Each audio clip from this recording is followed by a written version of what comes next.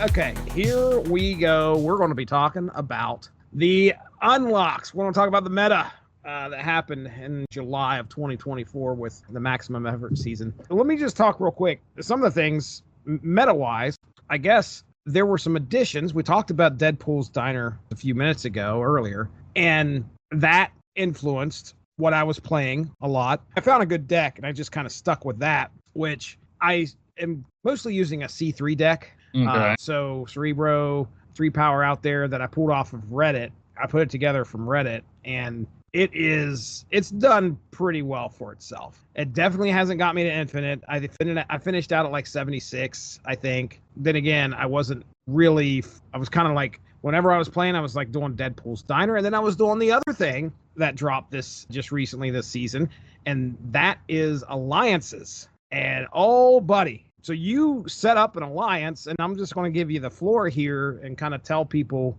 the alliance you set up and what that's all about, because we got ourselves an alliance, man. Yeah. Snap Material Alliance, the abbreviation or code is SSM. We invited some folks we knew. I went with the name of the podcast instead of my usual go-to alliance name from previous games, which is the Casual Defenders. Yep. Because I love the Defenders. They're not very strict on their membership. I have been part of alliances on other groups where they were like, okay, well, you got to either play this much or produce this much. And it's like, I get it, but that is not why I play games like this. Right. I mean, I waste a lot of time.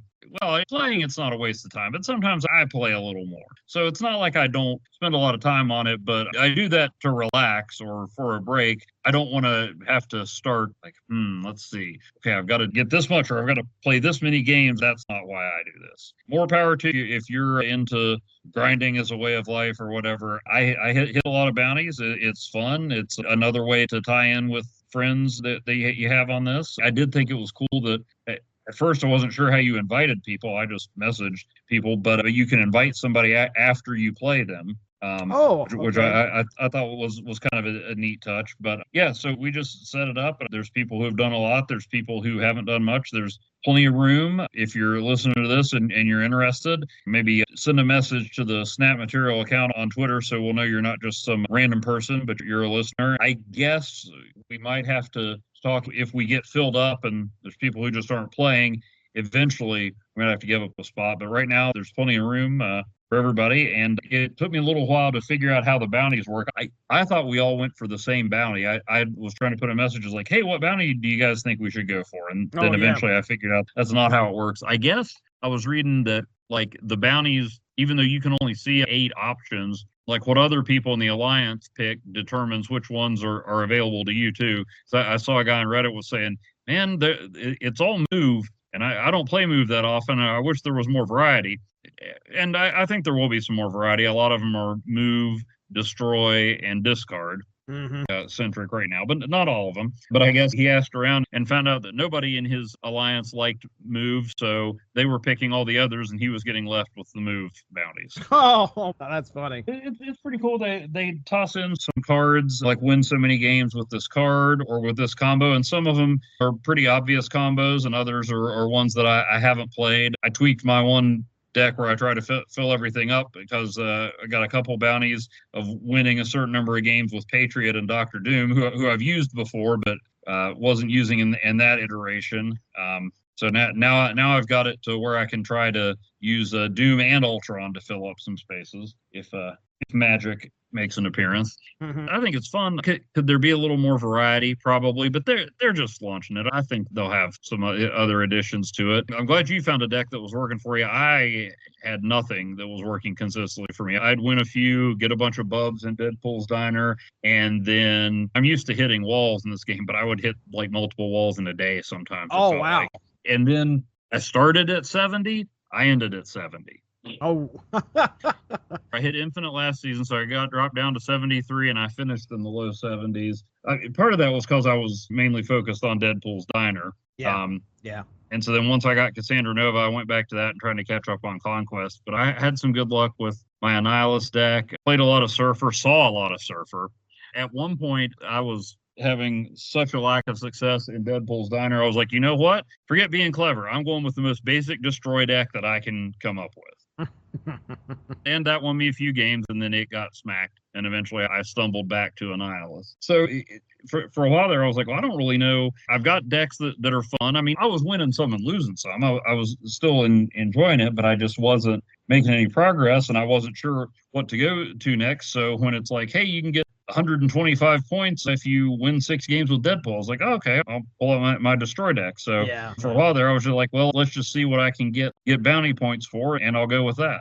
I think that's one of the big reasons I really like alliances. The bounties give you the opportunity to play something that you normally do not play and have a goal to do that. You may only have to do 3 or 4 games with a certain card set or with a certain goal. But the thing is that it gives you the opportunity to play with those decks and try and make them work when you don't have that without bounties. You just, okay, I'm going to play this because I need to get, I'm going to win. And the sole thing that I'm going to try to do is either Conquest or Infinite. And Conquest bothered me. I don't know why. I didn't do Conquest at all. Alliances is I have a much better opinion with alliances because number one, we're buddied up with people that we know. I know you got some people in here that I don't personally know, but I assume you know those people that were in there before I got in there, right? Yeah. And we brought Matt and Rachel from Oklahoma's Speeding Bullet Comics, and they came in, and you could tell they're just getting started. And I like being able to click on the profile and look where they're at, which is pretty neat. That's something they added to games now, which is yeah, that's right. Yeah, you could take a look at profiles and stuff. Having them in there, and just like you said, the fact that we're not strict. We're going to be pretty casual about expecting what people could do because we're just here to have fun. We're just here to have a good time. But yeah, I really dig alliances. I think it's a great concept. I think it's something that, as far as like this morning, I woke up and I was like, well, I'm going to start chopping out some alliances and watching the leaderboard. I got in front on the leaderboard in the alliance there for, I don't know, probably about an hour because it looks like you guys took care of that here earlier today and I'm sitting in 4th. But anyway, that was a goal. Well, no, I'm looking at it and I'm like, man, I think Jesse has better priorities than I do.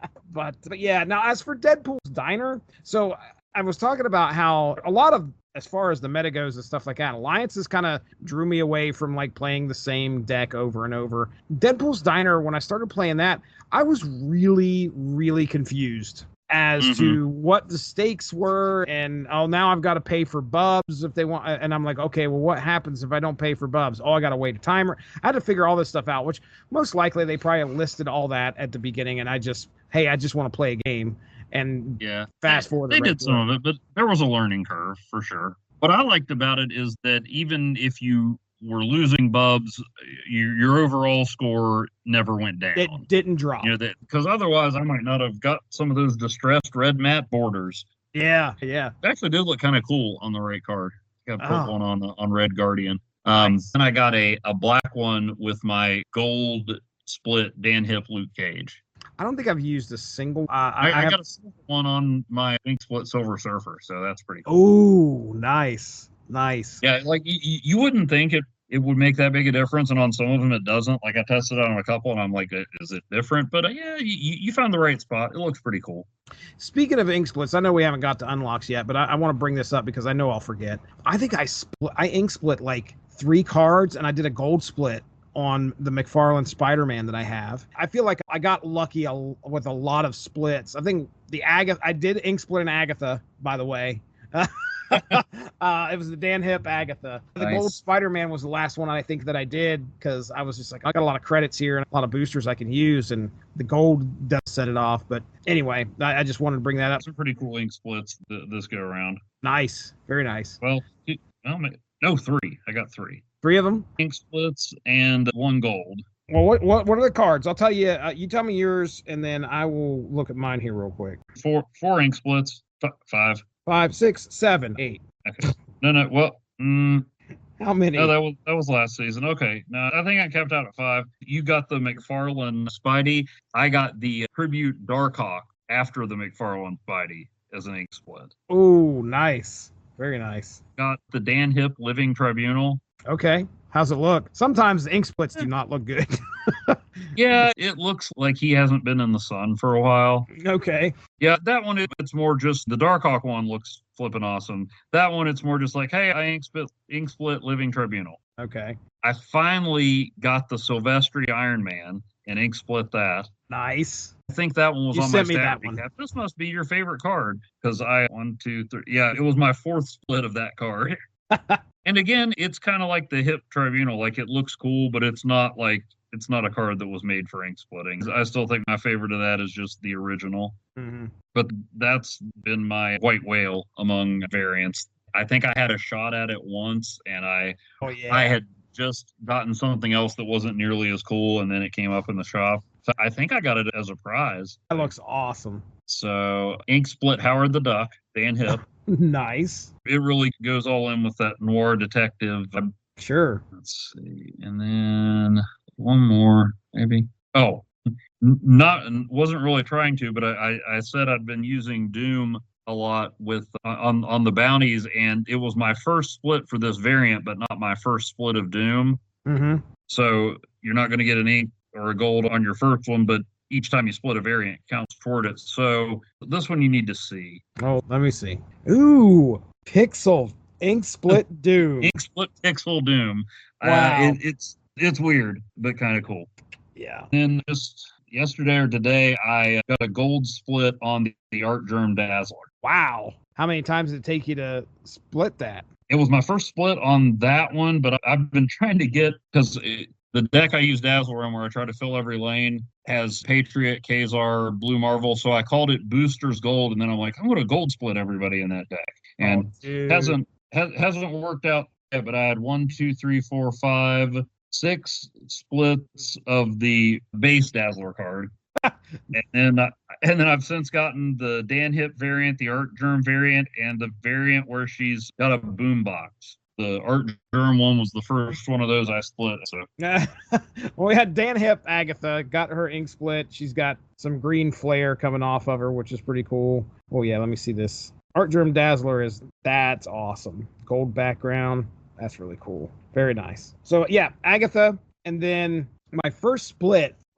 My first split of Spider-Ham, it was the Peter Porker variant, was an ink split. Oh, nice. It ink split with purple flare and a purple border. Oh, very cool. Yeah, that was pretty neat. And then, like, I think the Peter Porker one is the one that I've been using. I tried to split him a bunch back in the day, but never made it work. So yeah, I'm living vicariously through you.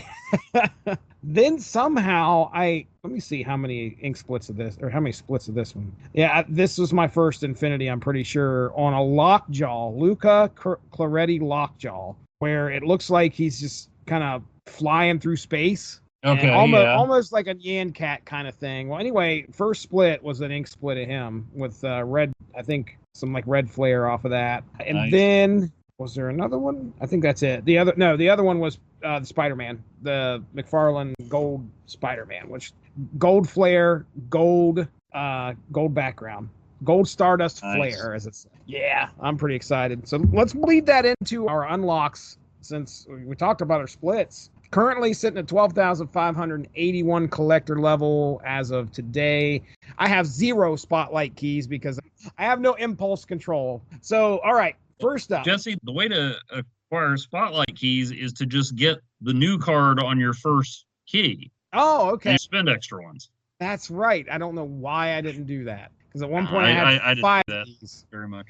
All right, Luchador White Tiger. So I got another Luchador. Yep. Dan Hip Annihilus. I think I have any Luchador. No none? Don't think so. Wow. I got myself a whole, like... I have more sidecar variants than Luchador variants. That's something that needs fixed. I got a Peter Porker variant of Spider-Ham. I already talked about that. Dan Hip Drax. Wild Blue Maximus. I got Ajax. And then I got Call Obsidian. The next one I had was Copycat. I then got Baby Ghost Rider. A Dan Hip Sauron. Nice. Thanos, Flaviano Ultron, and I got a... Flaviano is the one, they had an interview with him on the developer video for this season. He's doing a lot of the Young Avengers variants. Look pretty cool. Yeah, I saw that he's going to have a takeover of the shop. I think there might have already happened, because I swear I went into the shop one time and saw a ton of Flaviano variants. But anyway, yeah, Flaviano Ultron, it's pretty cool looking. I got the Deadpool variant, or Headpool variant of Deadpool. Dan Hip Stature, and then When Marvel Boy hit, I spent some keys. So I got Red Hulk, which I didn't have before, and then I got Marvel Boy. And then just today, I think either today or yesterday, I unlocked Chibi Electro. So, and that actually is not. Why did I say nice? Well, like you wouldn't hate this chibi. You would not hate this chibi. I think the mask definitely does something to cover up the other unfortunate stuff that you do not like of chibis. But it just looks like it almost looks like a baby variant, to be honest. But I knew you liked chibis, so I was happy for you. Oh, thank you. Thank you very much. All right, but there you go. That's my unlocks for the season. What about you, man? See, well, I got a Blue Marvel Pixel. So I got a lot of cool Blue Marvel variants. Okay. Now, the Colleen Wing casual variant. I'm trying to think of what that one is. Well, it's like her with like an oversized sweatshirt and a cat. Okay. It's kind of impressive. Oh no, not a sweatshirt, a jacket. But she's holding a cat, and even though both she and the cat look pretty chill, I have a feeling from experience the cat is even more dangerous than Colleen Wing is. Which, comic book Colleen Wing is a lot more aggressive than Netflix Colleen Wing. Although Jessica Henwick was awesome on that. Just two different approaches to the character. But comic book Colleen Wing is kind of reckless and dangerous. But I have a feeling the cat's even like Colleen Wing. I can buy being casual. That cat, I don't trust it. Okay. I got the Mysterio Pantheon variant. I think it was the Conquest Prize last season, so I don't know why it's on my list now. But that's of the Mysterio cards I probably won't use. That's my favorite so far. Okay. Then I got Gwenpool, and my first shot at Hydra Bob missed, and I came away with a Ron Garney Galactus, which finally bumped the Lifebringer variant out as my chosen variant. Oh, nice. And Ron Garney, you don't really think of as Cosmic Guy or Drawn Galactus, but it's pretty cool. I forget who. There's some recognizable character that I recognize so well. I can't remember who it is, but it must be from a comic. Galactus is it's Kyra. And Silver Surfer's behind him, so I don't know when that happened. So that's pretty cool. And the look on Galactus's face is the look on a Snap player's face when somebody sneaks Galactus by them and wrecks their game. Max Grecki Loki, Pixel Giganto. Pixel Giganto. I mean, even the base Gigant is awesome. It's not like any bad Gigantos. Right. Chibis I will grudgingly accept, I suppose, Korg. But I still got that band hip Korg, so it's still never, just because I don't resent it because it's a chibi. It's just not among the top. Big head, top little Korg body. Variants. Yeah, because I also got a Pixel Korg, and I got the Luca Cloretti Korg, which is my favorite. Let's see. I got the Mark Bagley Carnage you were talking about a while back. Yes. Which finally, at least in some decks, bumped out my Pixel Carnage. And there's a gold mine for them. If they could just start making a more concerted effort to get some of these 90s artists, they don't have to do a brand new card, but my gosh. Mark Bagley doing Carnage. I remember seeing that in the shop. I'm pretty certain that I bought that in the shop. And I was like, this has got to go in my deck. And I think that is the one that I use. And the ones that I've been loving that I want them to do an album of pretty soon. I haven't gotten any outside of, I think it was one of the Spotlight Werewolf by Night variants, but I love the old throwback covers, like even the 70s cover. Yes. Like they did one for the Beast and even Absorbing Man. Right. Yeah, they're pretty cool. Yeah. And they're usually pretty pricey too. They know that people are going to be going after those usually. Then we talked about the Silvestri Iron Man. I got a Dan Hip Goose. Yep. Got the Art Germ Ghost Spider where she's venoming out. Ooh, interesting. Got the Pandart Wolverine from the season pass. Pixel Misty Knight. I Rincione Red Skull, the one where he's got the gun. I think you got that one a while back. Yeah, it's like a close up of his face and the gun. Yeah, at the Pixel Baron Mordo, but I don't even know Mordo barely even usable anymore. He makes a card cost 6, but only until the last turn. Really? I don't know. I did not see that update. Like it used to be just you drew a card and it was a 6 cost. For the rest I don't of the know. Huh. They're going to do something to Cable soon. They have to, because they're changing all this other stuff, and Cable's still the nastiest mill card out there because he can pull anything from the deck. All the others are like the lowest cost card or whatever, and even Mordo's not. I mean, Mordo wasn't that great to begin with, but I like to put him in like Ronin decks because he made you draw a card that you weren't going to use anytime soon. Mm-hmm. But anyway, regardless of how effective the card is, I've got a Dan Hip version of the Chiwetel Ejiofor incarnation of the character. So Yeah. I'm not going back to the comic guy, no matter how pixely cool he is. A Dan Hip Black Widow. Okay. Then the Pandart Deadpool. The Faye variant of Ant-Man. It's the one where he's like running across a desk while bullets are whizzing by him. Ooh, neat. I don't know if I've seen that. See, then I got the Baby Groot, which is him in a pot yelling at Rocket.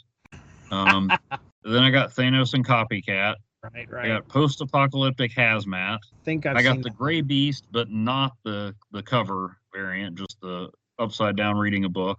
Okay. I got a Frank Cho Enchantress, speaking of established artists who they ought to get more of in the game. The one where she's sitting on the Hulk. Oh, really? Oh, interesting. Yeah. Nice. Got a Dan Hip Wolfsbane. Got a Pantheon Giganto. I still don't know. I've seen several Pantheon ones. I don't know if that's an artist or if it's an obscure reference to the team that the Hulk joined back in the 90s. I got the Requiem variant of Gamora from Infinity Wars. The Pandart Gwenpool from the Season Pass. Jim Lee Domino. Very nice. Very nice. The Bishop chess variant, which I wish I found funny. Oh, that's great. That's the one I have. I'm pretty certain that I am using. I don't think of Bishop as ever relaxing, like ever. And so like I want to be able to laugh at it, but it just doesn't land for me. I got a Dan Hip Odin. Then I got Headpool. I got a Chris Anka Star-Lord, which is from a cover to a Star-Lord comic. Oh, really? Yeah. Got Cassandra Nova. No big deal. You're not missing anything. I got a Moon Girl variant. What's the artist's last name is Lindsay. I'm going to send it to you because I can't pinpoint any one thing, but like it's the coolest variant of Moon Girl I've seen. It's like from the side and she's skating beside Devil Dinosaur, but like I almost think it's a variant like from some other piece of art because it's like not ideally suited for the card, but it just by Janoy Lindsay. But it looks so flippin' cool that it got me to put her back in my Electosaur deck, which another card we'll discuss here in a little bit prompted me to start using it again. But I'm like, wait, why don't I have Moon Girl in there? Is it because her cards don't look cool enough? Well, this one looks pretty darn cool. The art style is kind of, it feels, it's almost a little throwbacky. It just feels kind of, I doubt that's probably the best way to describe it. But I'd be surprised if it wasn't from a cover or a comic or something, because it doesn't look like it was designed to be part of it doesn't look like it was designed to be a card. Right. And then the last one, I somehow got in under the wire and got the Adi Granov Colossus variant from Conquest, which it's not going to unseat my Jim Lee Colossus, but it is pretty cool, and I've seen his comic work, so that's pretty neat. I did do a concerted effort to get some variants to try to fill up or get some extra spots in albums. So some of the stuff that I unlocked really was some things to try and fill a slot in like a Dan Hip album or something like that. And maybe to get that third or fourth spot so I can get whatever the variant was or whatever little bonus they give you. But all right, man. Well, hey, that right there is our unlocks for the season. Thanks a lot for joining us. Make sure to tune in tomorrow for the next installment of Snap Material.